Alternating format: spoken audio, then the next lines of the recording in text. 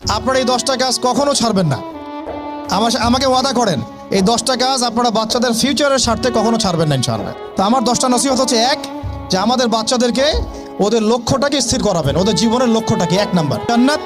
এবং আমাদের বরেণ্য যে মানে সিংহ পুরুষরা আছেন উম্মার, ওদেরকে চিনাই দিবেন, ওদের মতো ওদেরকে হতে বলবেন। তোমাকে হামজার মতো হতে হবে, তোমাকে খালিদের মতো হতে হবে, তোমাকে ওমর ইবনে খাত্তাবের মতো হতে হবে, তোমাকে আলী ইবনে আবি তালেবের মতো হতে হবে, তোমাকে মারিয়াম আলাইহিস সালামের মতো হতে হবে, তোমাকে আয়েশার মতো হতে হবে।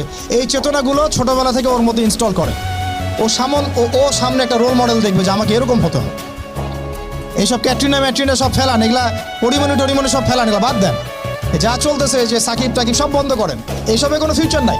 এইসব ফিউচার হয়তো দুনিয়াতে কিছু দিতে পারে, কিন্তু পরকালে আল্লাহ পাকের আযাব গজব থেকে বাঁচার কোনো অপশন নাই।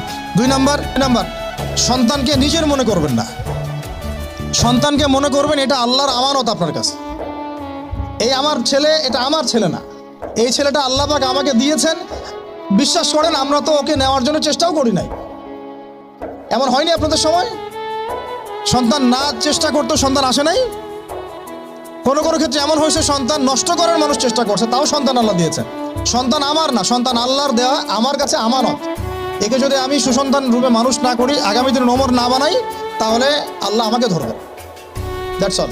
1 নাম্বার, সন্তানকে ওর গন্তব্য চেনাবেন, ওকে আমাদের সিংহ পুরুষদেরকে পরিচয় করাই দিবেন, ওর মতো তাদের মতো হতে বলবেন। এবং সন্তানকে আপনার নিজের মনে করবেন না, সন্তানকে মনে করবেন আল্লাহর দেওয়া জাস্ট একটা আমানত।